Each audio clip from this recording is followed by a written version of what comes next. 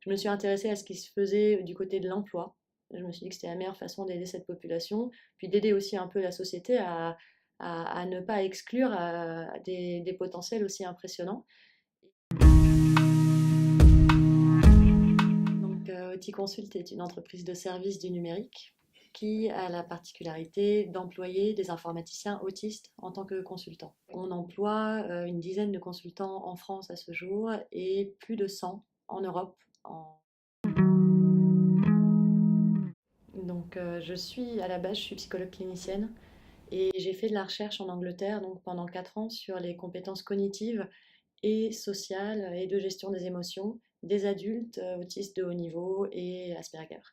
J'ai du coup pu constater des compétences, un vrai potentiel, souvent gâché, et a priori une souffrance qui était plus due à un isolement social, professionnel, à un manque de considération, à un manque d'épanouissement en lien avec leurs compétences, que à leur trait autistique directement.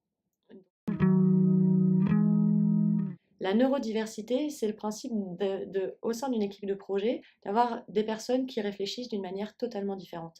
Et c'est la vraie valeur ajoutée de nos consultants, c'est qu'ils perçoivent, ils analysent et ils proposent des solutions qui sortent complètement du commun.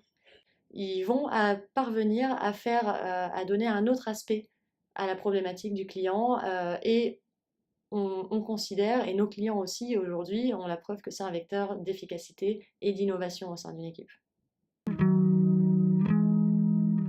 On a essayé au maximum d'éviter d'avoir des entretiens d'embauche, c'est-à-dire des entretiens éliminatoires, où finalement on évalue la capacité du consultant à se vendre lui-même. Donc on a des entretiens qui sont informels et informatifs, l'objectif étant d'échanger un maximum d'informations sur les aspirations et les compétences professionnelles de la personne, et ce qu'on fait ici chez Outil Consult. Et on va observer donc les capacités de concentration, sous quelles conditions il peut avoir ces capacités de concentration, la fatigabilité, la tolérance à la frustration. Ce sont des personnes qui ont besoin d'une communication explicite, qui ont des difficultés à comprendre l'implicite. Ce sont aussi des personnes qui ont du mal parfois à comprendre les subtilités sociales, notamment la diplomatie, les pincettes. Donc dans le management, ne pas hésiter à être direct et franc et explicite.